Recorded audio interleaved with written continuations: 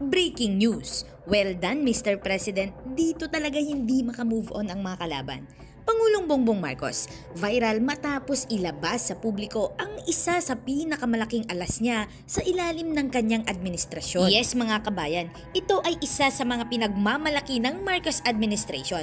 Sa katunayan, hindi ito pang chismis lang, kundi ito ay pangmatagalang mapapakinabangan ng ating mga kababayan. Ito talaga ang hindi kayang gawin ng iba. Si PBBM lamang ang may totoong malasakit at gustong tulungan ang lahat ng ating mga kababayan. Ikaw na talaga, Mr. President. Very good ka talaga. Kaya naman mga kababayan, wag na natin itong patagalin pa. Samahan niyo ako at sabay-sabay nating alamin ang maiinit na balita sa araw na ito.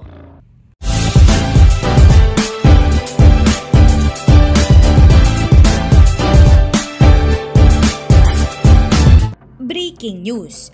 Kasabay ng pagdiriwang ni Pangulong Ferdinand R. Marcos Jr. ng kanyang kaarawan kahapon September 13 ang pag-abot ng 3.19 billion pesos na tulong pinansyal at serbisyo ng gobyerno sa pamamagitan ng sabay-sabay na programang Handog ng Pangulo, Serbisyong Sapat para sa Lahat sa 82 provinces sa buong bansa. Kabilang sa mga ahensya ng gobyerno na nagbigay ng serbisyo ay ang Department of Agriculture, Department of Social Welfare and Development, Department of Health at Department of Trade and Industry. Nagbigay din ng serbisyo ng gobyerno sa publiko ang Department of Labor and Employment at ang TESDA. Sa 3.19 billion pesos, ang Department of Health ay naglaan ng 328 million pesos sa 22 tertiary hospital sa buong bansa para mabayaran ang gastusing medikal ng mga pasyenteng nakakonfine at sumailalim sa paggamot, habang ang DTI ay lalahok sa mga aktibidades ng kadiwa ng Pangulo. Nagsagawa rin ang DTI ng business name registrations, business counseling, entrepreneurial training or services at mini trade fairs. May kabuoang 1.38 bilyong pisong halaga naman ng tulong na inilaan ng DOLE na binubuo ng 1.120 billion pesos sa ilalim ng TUPAD program at 191.83 million pesos naman para sa mga Integrated Livelihood Program at 53.48 million pesos para sa mga Government Internship Program. Naglaan din ang DOLE ng 14.69 million pesos para sa Special Program for Employment of Students nito. Mayroong ding 66 job fair sites sa 58 provinces at 16 regions sa Pilipinas. Habang ang TESDA sa bahagi nito ay nag-organisa ng 100 skills demonstration sa iba't ibang site. Hindi lang yan mga kababayan, dahil nagbigay din ng TESDA ng mga toolkit na nagkakahalaga ng 5.77 million pesos sa 1,390 beneficiaries. 48.12 million pesos naman na scholarship grants sa 2,224 beneficiaries at mag-aalok ng mga libreng serbisyo tulad ng gupit, body massage, manicure, pedicure kasama ang mga produkto tulad ng brewed coffee at pastry items. Sa kanyang talumpati sa paglungsad ng Agri-Puhunan at Pantawid Program sa Nueva Ecija noong Biyernes, sinabi ni Pangulong Marcos na ang mga tindahan ng kadiwa ay itatayo sa buong bansa upang makapagbigay ng abot-kayang produktong agrikultura. Binanggit din ni PBBM na ang mga seedlings, fertilizers at iba pang tulong ay ibibigay sa ilalim ng Sustainable Livelihood Program at ang tulong pangkabuhayan sa ating mga disadvantaged workers. Magkakaroon din ng mga job fairs at government internship program ayon kay PBBM. Sinabi din ni PBBM na palawigin ng gobyerno ang serbisyong medikal. Sinakop din niya ang mga bayarin sa ospital ng lahat ng mga pasyenteng nakakonfine sa level 3 na pampublikong ospital sa buong Pilipinas, kabilang ang Dr. Paulino Garcia Memorial Hospital sa Nueva Ecija. Ang mga mini trade fairs, business counseling at entrepreneur training ay isa sa ayos din. Kaya mga kababayan, bonggang-bongga talaga ang pasabog sa birthday celebration ng ating mahal na Pangulong Bongbong Marcos. Just Nina, the Secretary, the Department of Agriculture, Secretary Kiko Laurel. Agtugaw po tayo.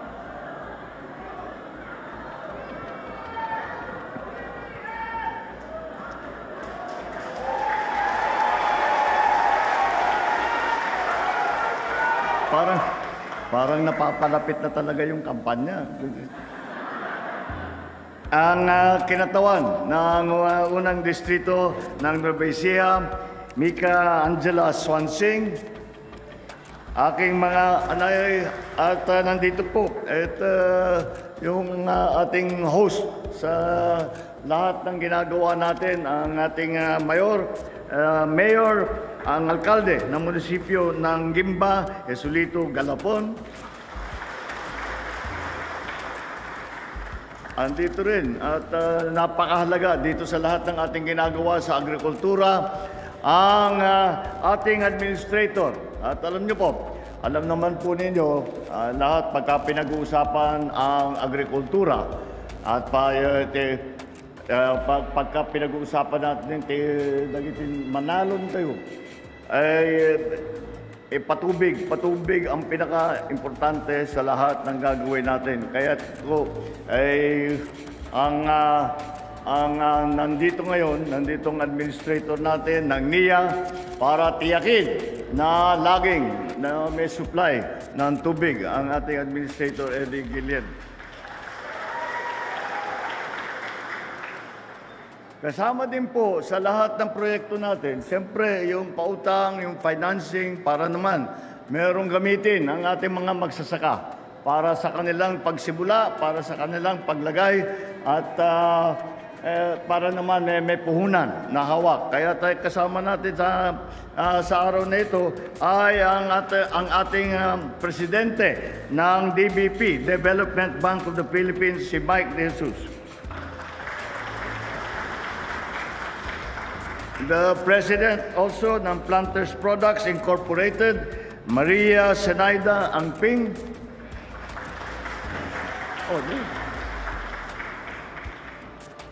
Ang mga estudyante, mga faculty, administration ng Our Lady of Sacred Heart College na pinamumunuan ni Most Reverend Father Michael Gorospe.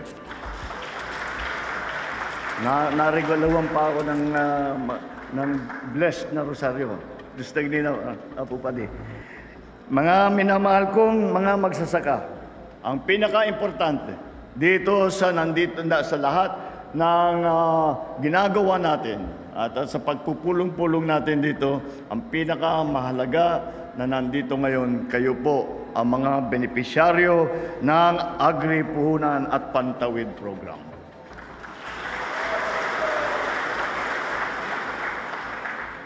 At dahil papunta ako rito, sinamahan ako ng dalawang anak ko dahil birthday ko daw eh. Kaya kailangan ko ng kasama. Kako, mabuti na nga na makita ninyo kung ano yung ginagawa natin. Itong panganay ko po, ni Diputado ti Primera Distrito ni Ilocos Norte, Congressman Sandro Marcos.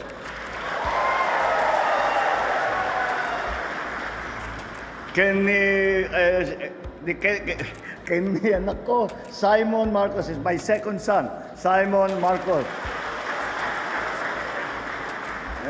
Sabi ko sa kanila, si Sandro nasa Kongreso, naging nakakulong, naghihiring sila ngayon ng budget.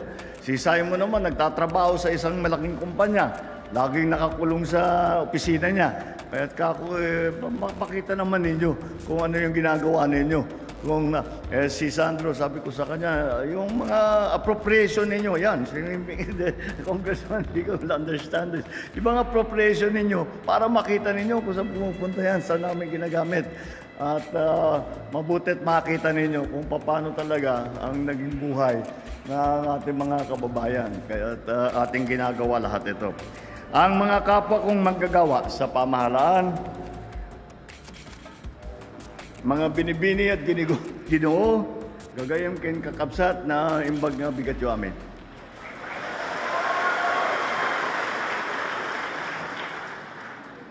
Mas lalo pong gumaganda ang araw na ito dahil sa mainit inyong pagtanggap sa akin. Mula pa dun sa pinaglandingan namin ay nakita ko at naramdaman po namin, kami naramdaman po namin ay napakainit ng inyong silubong. Alam niyo po, napaka-espesyal ng araw na ito para sa akin at lalo naging espesyal dahil kapiling ko po kayong lahat. Kapiling ko kayo, ang ating magigiting na magsasaka, na isa sa mga haligi ng ating lipunan. Kayo ang bumubuhay sa ating bayan. Sa inyo nagmumula ang ating kasaganahan. Sa inyo mga kamay, nakasalalay ang seguridad ng pagkain ng ating bansa. Nararapat lamang na gunitain natin at kilalanin natin ang inyong kabayanihan at bigyan pugay ang inyong walang kapantay na kahusayan at kasipagan. Batid ko na sa kabila ng mga programa ng pamahalaan, marami pa rin ang nahihirapan, kaya't napipilitan kayong lumapit sa mga pahiramang na may mataas na interes para lang makabili ng binhi, ng abono, ng pesticide. Kaya naman, sa pangunguna ng Kagawaran ng Agrikultura, kasama ang Development Bank of the Philippines, ang DBP, at ang Planters Products Incorporated, inilulunsad natin sa araw na ito ang Agri-Puhunan at Pantawid Program.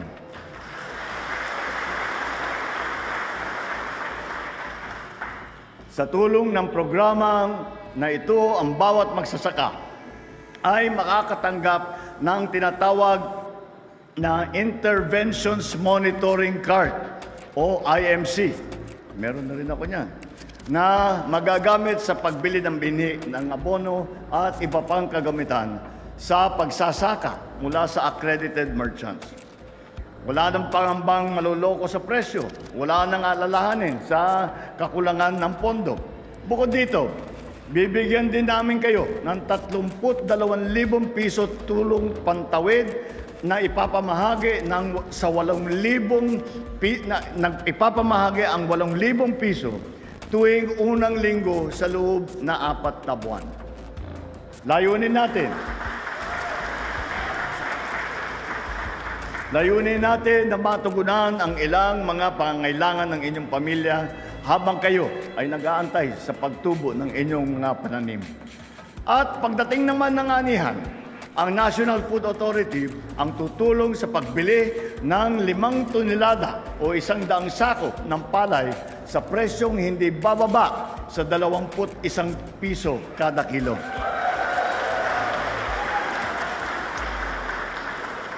Ang kikitain ninyo sa 1 hektarya ay maaaring umabot sa 105,000 piso na tiyak na papasok agad sa inyong mga IMC. Magsilbisa ng puhunan ang programang ito sa pagbuo ninyo ng inyong pangangarap. Hangad namin na matulungan kayo sa pagtahak sa bagong landas tungo sa isang maunlad na bukas para sa inyo at sa bayan.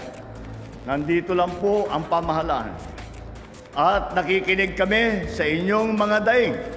Ito po ang laman ng isip namin mula paggising hanggang sa pagtulog kung paano kayo matutulungan. Layunin namin na may hatid sa lahat ng Pilipino ang lahat ng serbisyo ng pamahalaan na makakatulong upang makapagsimula kayo ng kabuhayan, magkaroon ng edukasyon at magkaroon ng mabuting kalusugan. Kaya natutuwa po ako na dahil sa dinami-dami ng pwedeng ipagdiwang sa araw na ito, ang pinaka-espesyal ay ang pagkakataon na maglilingkod sa bawat Pilipino at mailapit ang gobyerno sa taong bayan. Kaya po, kasabay ng ating programa ngayon, sa buong bansa ay sabay-sabay na naghahandog ang ating pamahalaan, katuwang ang mga lokal na pamahalaan ng mga sari-saring serbisyo. Sa ilalim ng ating handog ng Pangulo, Serbisyo Sapat para sa Lahat, nagsasagawa tayo ng kadiwa para makabili kayo ng bigas at iba pang produktong agrikultura na sa mas murang halaga. Mamamahagi din tayo ng binhi, fertilizer at iba pang assistance at magbibigay ng tulong pinansyal sa ilalim ng Sustainable Livelihood Program, ng TUPAD at iba pang mga suporta. Mayroon din po tayong job fair para sa mga naghahanap ng trabaho at government internship program. Magbibigay din po tayo ng scholarship at saka toolkit at magsasagawa ng skills demonstration sa iba't ibang panig ng bansa.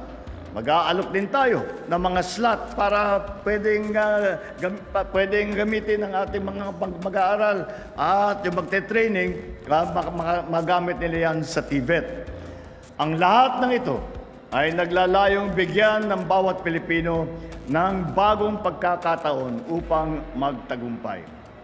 Hindi pa po nagtatapos dito. Layunin din po namin na matulungan ang ating mga kababayan na may pangangailangan medikal. Kaya po, sa araw na ito, sasagutin po natin ang lahat ng bayarin ng mga pasyente sa lahat ng pampublikong Level 3 hospital sa bansa. Katulad ng Dr. Paulino Garcia Memorial Hospital dito sa inyo, magkakaroon din po tayo ng mga mini trade fair, business counseling, at entrepreneurial training upang matulungan na magsimula ang ating mga nagbabalak na maging negosyante. Tunay nga na ang araw na ito ay hindi lamang tungkol sa pagdiriwang kundi sa pagbibigay ng bagong simula at tunay na pagbabago sa buhay ng bawat Pilipino. Kaya po ako mismo ang pumupunta rito, hindi lamang para makapagbigay at ipakita na ang aming mga programa, aming mga proyekto at magbigay ng tulong sa ating mga magsasaka. At kaya ngunit hindi lamang yun ang aking sadya. Ako'y pumupunta pagka meron tayong pong mga ganitong klaseng event. Pumupunta po ako dahil naririnig ko mula sa inyong mga leader, mula sa inyong mga congressman, si Mayor, lahat naririnig namin kung ano ba talaga ang pangangailangan. Bagong pagpasok pa lang namin, may narinig na kaming request na may kailangan daw na tulay doon sa Santa Ana.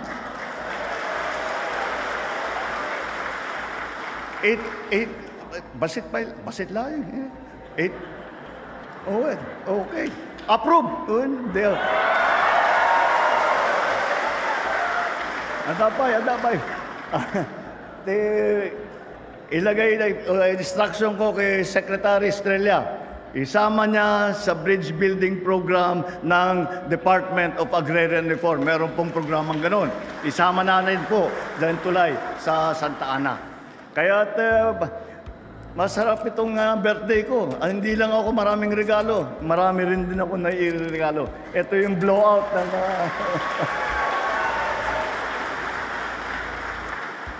asahan niyo po na sa bagong Pilipinas walang may iwanan sa pagsulong.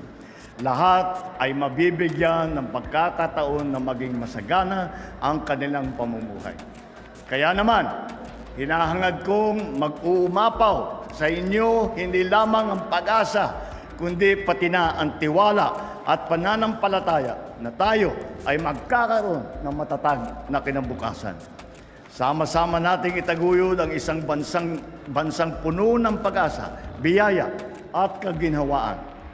At pagkat ato'y naabot natin ito, aabutin po natin dahil tayo ay nagkaisa, dahil tayo ay nagmamahal sa bawat isang Pilipino, dahil tayo ay nagtulungan.